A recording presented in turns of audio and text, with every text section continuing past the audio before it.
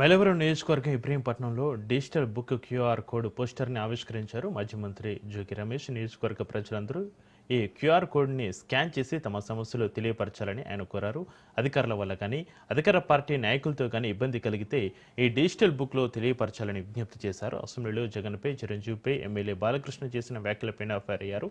చిరంజీవిపై బాలయ్య అలా మాట్లాడినా mega brothers Nagababu, Pawan Kalyan ఎందుకు స్పందించలేదని ప్రశ్నించారు.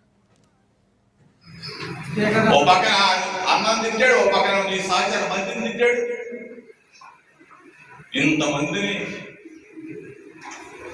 బాలకృష్ణ జడతా ఉంటే ఓ పక్కన ఆ కాంగ్రెస్ శ్రీనివాసు మరి అంత తెలుగు మాట్లాడాడు, తెలుగు పంపించాడు. ఆయన తీసేపుతంలో దొరికేసాడు. అతను బీజేపీకి సంబంధించిన ఎమ్మెల్యే. బీజేపీ వాళ్ళని తిట్టాడు, జనసేన వాళ్ళని తిట్టాడు. ఓ పక్కన మొత్తాన్ని కూడా బాలకృష్ణ ఈ విధంగా మాట్లాడితే దానికి సమాధానం చెప్పవలసిన బాధ్యత 72 గంటలు దాటినా కానీ పవన్ కళ్యాణ్ కానీ, పవన్ కళ్యాణ్ అన్నయ్య నాగబాబు గారి రాలేదంటే